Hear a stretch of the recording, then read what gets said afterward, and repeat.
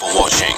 Don't forget to like, comment, share and subscribe to Mufti Tariq Masood, famous scholar. کچھ دن پہلے ایک واقعہ سامنے آیا. ڈاکٹر نے مجھے خود بتایا کہ باپ کو بھی کرونا ہوا, بیٹے کو بھی.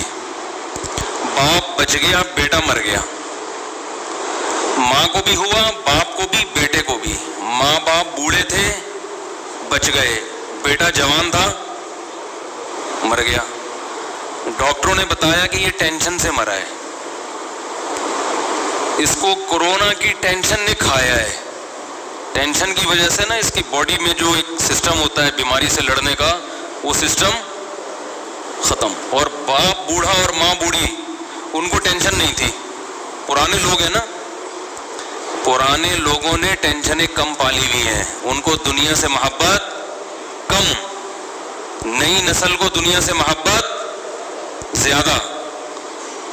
پرانوں میں دین کے کچھ اثرات تھے, حالانکہ ان کو تو ٹینشن زیادہ ہونی چاہیے کہ یار ہم بوڑھے, ہمارے مرنے کے چانس زیادہ ہیں, لیکن انہوں نے ٹینشن اتنی نہیں لی.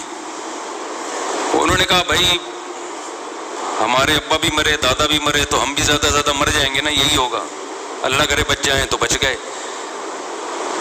عام طور پر ینگ جنریشن کو شوق ہوتا ہے جو عیاشیاں اس نے دیکھی ہیں وہ ان کے بوڑھوں نے نہیں دیکھی. جو لائف کو انجوائے یہ کر رہے ہیں وہ ان کے بوڑھے نہیں کر رہے تھے. ان کو زندہ رہنے کا شوق زیادہ ہے.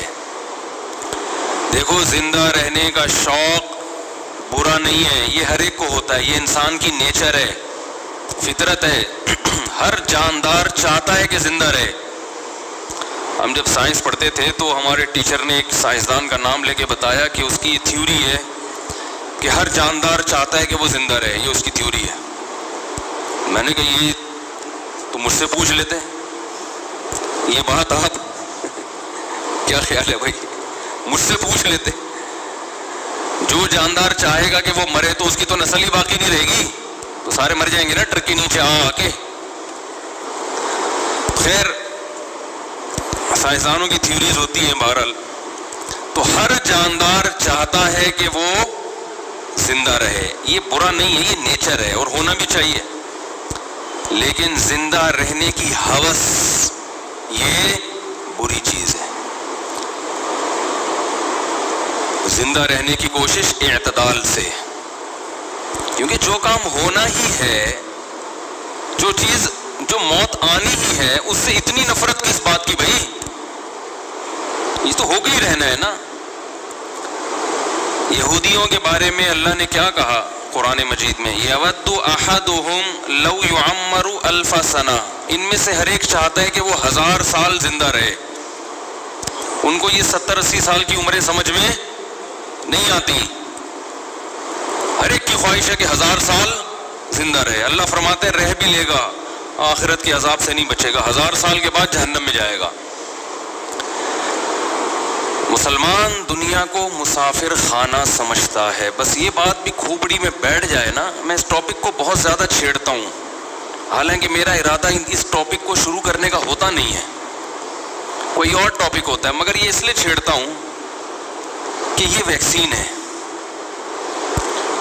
یہ ویکسین آپ کو بچا لے گی دنیا کی محبت سے, اور دنیا کی محبت سے بچانے کے نتیجے میں جو دنیا کی محبت ہی انسان کو گناہ کرواتی ہے, شریعت کی خلاف ورزی کرواتی ہے, تو وہ محبت جب ختم ہو جائے گی تو شریعت کی خلاف ورزی ہوگی نہیں. یہ گناہ کے خلاف اینٹی باڈیز پیدا کرتی ہے آپ کے جسم میں,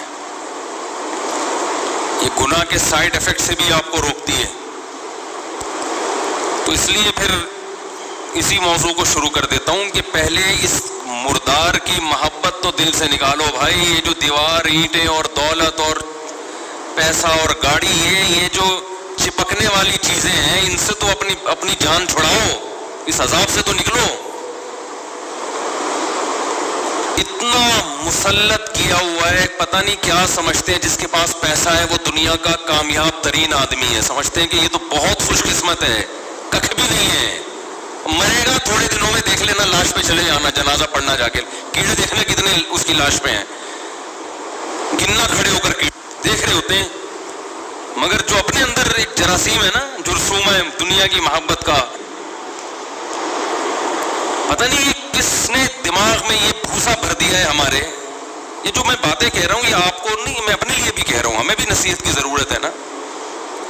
دماغ میں کسی نے یہ بھوسا بھر دیا ہے کہ یہ مرا ہے میں نہیں مروں گا. آپ کہہ سکتے ہو نہیں بھائی ایسا کوئی بھوسا نہیں ہے, ہمیں پتہ ہے کہ ہم بھی مریں گے. نہیں پتا بھائی, یہی تو بڑا فالٹ ہے. یہ زبان پہ رکھا ہوا جملہ ہے کہ میں مروں گا, یہ دل کے اندر نہیں ہے. مجھے لوگ پھر پتہ نہیں کہ سمجھاتے رہتے ہیں یہ کرو وہ